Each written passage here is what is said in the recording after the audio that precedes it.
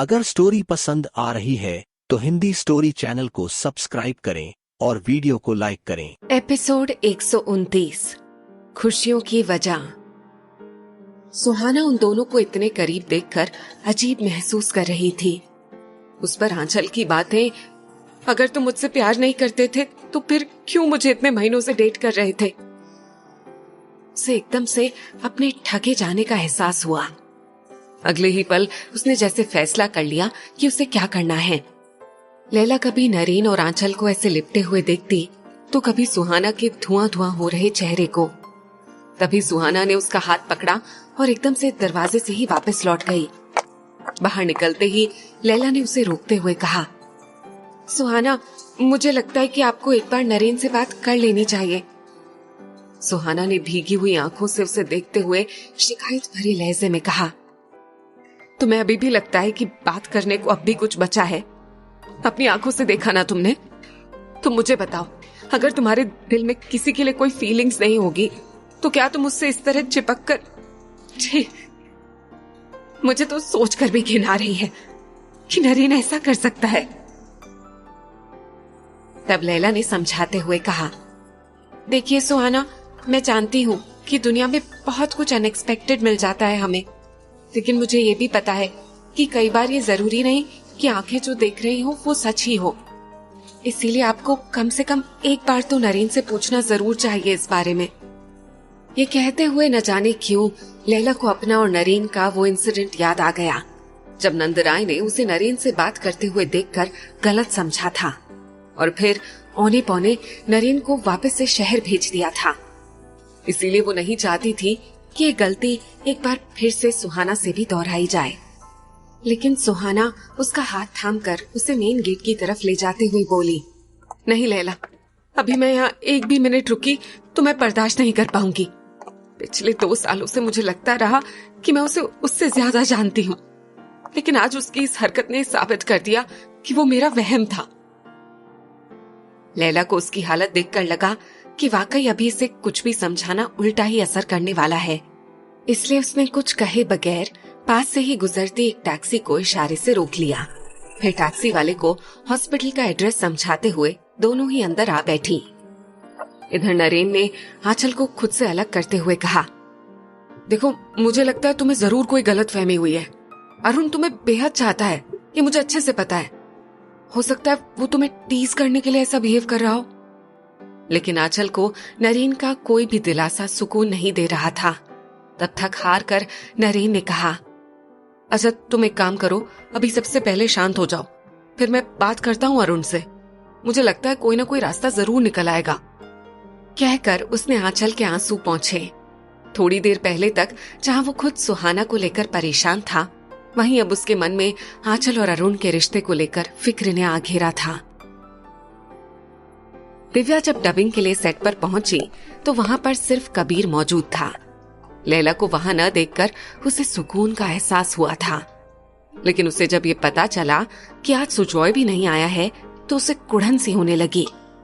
फिर जब उसने कबीर को अकेले बैठे हुए देखा तो उसके शैतानी दिमाग में हलचल सी होने लगी। अभी सब साउंड इंजीनियर और बाकी 1-2 लोगों का इंतजार कर रहे थे, इसीलिए दिव्या के पास अभी वक्त था। उसने कबीर के पास वाले सोफे पर ही जाकर बैठते हुए कहा, लैला नहीं दिख रही आज? तब कबीर ने उसे अजीब सी नजरों से देखते हुए कहा, वक्त बदलते देर नहीं लगती दिव्या सिंह। कल तक जो लोग लैला का नाम तक सुनना पसंद नहीं कर रहे थे, आज वो उसे देखने की ख्वाहिश में बेचैन है। इतना बड़ा बदलाव कैसे? ये सुनकर दिव्या कुछ तिलमिला सी गई कि कबीर पता नहीं खुद को क्या समझता है, लेकिन मेरा नाम भी दिव्या है कबीर। अभी तुम्हारी इस तंज भरी हंसी को कैसे खामोशी में बदलती हूँ, देखना। मन ही मन में सोचते हुए उसने जल्दी से खुद को संभाला और बोली, मुझे भला क्यों ख्वाहिश होने लगी उसे देखने की? मैं तो आपकी वजह से परेशान हूँ। आप यहाँ यूं अकेले बैठे हुए हैं जबकि उधर वो दोनों। कहते हुए उसने जानबूझकर अपनी बात अधूरी छोड़ दी, जिस पर कबीर ने उसे घूरते हुए देखा और बोला, कौन दोनों? अब सारी बातें मैं ही बताऊं क्या कबीर सर? आंख और कान खुले हों तो पता चलना चाहिए। कि कल तक जो आपके साथ हमेशा मौजूद होता था, आज वो किसके साथ है। अब कबीर को दिव्या का मतलब समझ में आ गया था। उसके चेहरे पर एक बार फिर तंज भरी स्माइल बिखर गई। उसने एकदम से पूरा का पूरा दिव्या की तरफ मुड़ते हुए कहा, ऐसा है दिव्या कि मुझे मालूम है कि दो लोगों के बीच आग भड़काने में जितना मजा तुम्हारी जैसी किसी लड़की को आता है, उतना किसी को नहीं आता। लेकिन उसमें भी थोड़ी सी कॉमन सेंस लगानी जरूरी होती है। तो मुझे जिस बात के लिए भड़काने की कोशिश कर रही हो, उसका कोई सेंस नहीं बनता, क्योंकि मेरे और मिस लैला के बीच में ऐसा कोई रिश्ता है ही नहीं जो मुझे उसके किसी और के साथ होने पर गुस्सा आ जाएगा। दिव्या को ऐसा लगा कि जैसे कबीर ने ये बात करके उसका तमाचा उसी को जड़ दिया हो। उसके एक्सप्रेशंस देखकर कबीर ने मजे लेते हुए कहा, और एक बात, पाहूजा साहब की तबीयत खराब है, इसीलिए वो हॉस्पिटल में एडमिट हैं, इसीलिए सुजॉय वहीं बिजी है। अब अगर रहा सवाल लैला के भी वहीं होने का, तो ये तो अच्छी बात है ना कि दो लोग एक दूसरे का बुरे वक्त में सहारा बने। दिव्या को उसकी ये बात इतनी बुरी लगी कि उसे और वहां पर बैठना गवारा नहीं हुआ। वो उठकर बाहर चली आई, जबकि पीछे कबीर ने अपनी हंसी मुश्किल से रोकते हुए एक रौब भरी आवाज में खुद से कहा, सोचने वाली बात यह है कि तुम किसे भड़काने की कोशिश कर रही थी दिव्या।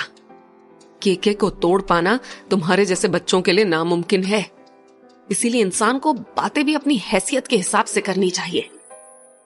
फिल्म के पोस्ट प्रोडक्शन से जुड़े सारे प्रोसीजर पूरे होने के बाद फाइनली फिल्म के रिलीज होने का दिन भी आ पहुंचा था, और उस पर आज दिवाली भी थी।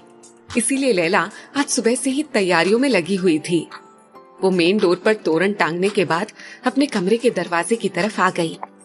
अभी वो स्टूल लगाकर ऊपर चढ़ी ही थी कि उसे याद आया कि वो कील और हथौड़ी वहीं हॉल की टेबल पर ही भूल आई है।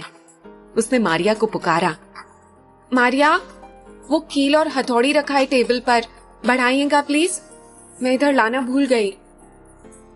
मारिया ने किचन से हॉल में आकर रखा हुआ सामान अभी उठाया ही था कि डोरबेल बज उठी थी। मारिया ने दरवाजा खोला तो लैला ने पूछा, कौन है मारिया? मारिया ने वहीं से पुकार कर कहा, कोई नहीं मैम, शायद कोई शरारती बच्चा था, बेल बजाकर भाग गया। कहती हुई मारिया ने आकर उसे कीले और हथौड़ी बढ़ाया और फिर खुद किचन में चली गई। अपनी ही धुन में खोई हुई लैला जब दोनों कीले लगाकर पीछे पलटी तो सामने सुजॉय को देखकर उसे लगा कि जैसे वो कोई सपना देख रही हो, और इसी हड़बड़ी में वो खुद को संभाल ही नहीं पाई। 3 पायों वाला वो छोटा सा स्टूल एकदम से डगमगाया और लैला खुद को संभालते संभालते भी संभाल नहीं सकी। नतीजा ये हुआ कि वो सामने सुजॉय को देखकर एकदम से बौखलाकर गिरने को हुई। सुजॉय ने ये देखते ही फौरन से अपना हाथ आगे बढ़ाकर उसे बेसाख्ता अपनी गोद में थाम लिया, और लैला उसकी गोद में कुछ यूं आ गिरी कि अभी अभी धुले हुए उसके घने घुंघराले बालों ने सुजॉय के चेहरे को जैसे पूरा का पूरा ढांप लिया था। लैला ने एकदम से खुद को छुड़ाते हुए कुछ शर्मिंदा होते हुए कहा, आई एम सॉरी, वो मेरा बैलेंस बिगड़ गया था। कहती हुई वो नीचे उतर गई, जबकि सुजॉय जैसे अब भी उसके घुंघराले बालों में खुद को घिरा हुआ महसूस कर रहा था। जैसे ही लैला उससे कुछ दूर हुई तो जैसे सुजॉय को होश आया, उसने जल्दी से वहीं टेबल पर रखा मिठाई का डिब्बा उठाया जो वो अपने साथ लेकर आया था, और फिर उसे लैला की तरफ बढ़ाते हुए कहा, हैप्पी दिवाली। आज 3 खुशियां एक साथ सेलिब्रेट कर रहे हैं हम, तो मैंने सोचा कि खुशियां तुम्हारे साथ भी शेयर करनी चाहिए। लैला अब तक कुछ देर पहले वाली हालत की वजह से कुछ झेपी झेपी सी दिख रही थी। उसने चेहरे पर आई हुई लटों को कान के पीछे समेटा और नजरें झुकाए हुए ही मिठाई का डब्बा थामते हुए कहा, थैंक यू। वैसे दिवाली और आपकी पहली फिल्म रिलीज होने के बाद तीसरी खुशी कौन सी है? सुजॉय ने उसका सवाल सुनकर पीछे हॉल की तरफ मुड़ते हुए कहा, मेरे ख्याल से अगर मैं तुम्हारे सवालों का जवाब यहीं खड़े खड़े दूंगा तो तुम्हारे हॉल के सोफे को बुरा नहीं लग जाएगा। उसने कुछ इतने सीरियस टोन में कहा कि लैला कुछ पलों के लिए तो उसकी बात समझ ही नहीं पाई। फिर जब दोबारा से उसके कहे पर सोचा तब जाकर उसे समझ में आया। उसने हॉल की तरफ बढ़ते हुए जल्दी से कहा, सॉरी, मुझे याद ही नहीं रहा, आइए ना प्लीज बैठिए। कहकर वो खुद भी सोफे पर आ बैठी। तभी मारिया भी पानी का ग्लास और कुछ स्नैक्स लिए हॉल में आई। अगर स्टोरी पसंद आ रही है तो हिंदी स्टोरी चैनल को सब्सक्राइब करें और वीडियो को लाइक करें। तब लैला ने उसे झूठ मूठ वाली नाराजगी दिखाते हुए कहा, तो इस साजिश में आप ही शामिल थी मारिया, मुझे खबर तक नहीं होने दी। तब मारिया ने कहा, मैं क्या करती, मुझे तो सर ने ही मना कर दिया था। कहकर मारिया वहां से जा चुकी थी। तब लैला ने पूछा, हाँ तो क्या है वो तीसरी खुशी? सुजॉय ने अपनी आंखों में जहान भर की खुशियां भरते हुए कहा, आज डैड को भी हॉस्पिटल से डिस्चार्ज मिल गया। ये सुनते ही लैला भी एकदम से खुश हो गई। भगवान का लाख लाख शुक्र है, अब सर की दिवाली अच्छे से घर पर मनेगी। तब सुजॉय ने अपने पॉकेट से एक एनवेलप निकालकर उसके सामने रखते हुए कहा, घर पर नहीं, इस बार दिवाली हम कम्युनिटी सेंटर में ऑर्गेनाइज कर रहे हैं। ये रहा कार्ड, तुम्हें और मारिया को भी आना है। कम्युनिटी सेंटर में दिवाली मनाने के नाम पर लैला कुछ चौंक सी गई, लेकिन तभी उसे सुहाना का ख्याल आया। ये पार्टी सुहाना की वजह से कम्युनिटी सेंटर में कर रहे हैं हम। सुजॉय ने खामोशी से सिर हिला दिया, फिर धीरे से बोला, माँ घर पर इस चीज के लिए तैयार नहीं होती, इसीलिए मैंने ही डिसाइड किया। अब घर पर पार्टी ऑर्गेनाइज करने के बाद कोई हंगामा हो तो उससे बेहतर है ना कि पहले से ही कोई और ऑप्शन ढूंढ लिया जाए। लेकिन फिर लतिका जी तो इसमें शामिल नहीं होंगी शायद, लैला ने कार्ड देखते हुए सवाल किया। सुजॉय ने एक गहरी सांस लेते हुए कहा, मेरा काम उन्हें इनवाइट करना था, जाने से पहले चलने के लिए बोलूंगा भी, अब आना ना आना उनकी मर्जी। ये सुनकर लैला कुछ देर के लिए सोच में पड़ गई। सुहाना और लतिका जी के बीच में अगर कोई बुरी तरह से पिस रहा है तो वो सुजॉय साहब हैं। ओके, मैं और मारिया टाइम से पहुंच जाएंगे, आप चाय लीजिए ना। कहकर उसने चाय की तरफ इशारा किया जो अभी अभी मारिया रखकर गई थी। सुजॉय ने धीरे से हाँ कहते हुए कप उठा लिया और फिर चाय के सिप्स लेते हुए कहा, फाइनली आज फिल्म रिलीज होने वाली है। इतनी सारी अड़चनों के बाद मुझे तो कई दफा ये उम्मीद भी टूटती हुई सी महसूस हुई थी कि मैं ये फिल्म पूरी भी कर पाऊंगा या नहीं। लेकिन पूरी टीम को ढेरों बधाई पहुंचे कि सब ने मेरी एक आवाज पर एक साथ इकट्ठे होकर खूब मेहनत की है।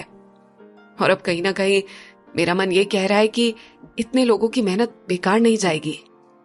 लैला ने उसकी बात सुनकर हामी भरते हुए कहा, वाकई भगवान चाहे देर सवेर ही सही, मेहनत का फल जरूर देते हैं। मैं अब चलता हूँ, सुहाना के फ्लैट पर भी जाना है। कहते हुए सुजॉय उठ गया तो लैला ने भी उठते हुए कहा, जी जरूर, शाम में मिलते हैं। दोनों ने एक दूसरे को बाय कहा और सुजॉय वहां से निकल गया। उसके जाते ही मारिया ने किचन से आते हुए कहा, क्या सुजॉय सर अब भी आपको खड़ूस महसूस होते हैं? उसके सवाल पर लैला ने उसे देखकर हंसते हुए कहा, नहीं, अब खड़ूस तो नहीं दिखते। हाँ, मगर मैं अब ये मानकर चलती हूँ कि अभी सही महसूस हो रहे हैं तो हो रहे हैं, कब खड़ूस लगने लगेंगे पता नहीं। इस बात पर मारिया भी उसके साथ ही हंसने लगी थी। कुछ देर के बाद मारिया ने उसके सामने बैठते हुए कहा, वैसे सुजॉय सर को देखकर आपको ये नहीं लगता कि वो आपको पसंद करने लगे हैं? ये सवाल सुनकर लैला चौंक सी गई। तो क्या वाकई सुजॉय के एहसास उसके लिए इस कदर बदल गए थे कि सिर्फ लैला ही नहीं बल्कि दूसरे लोगों को भी ये महसूस होने लगा था? क्या दिवाली सेलिब्रेशन पार्टी में होगा कोई नया हंगामा? हिंदी स्टोरी चैनल को सब्सक्राइब करें।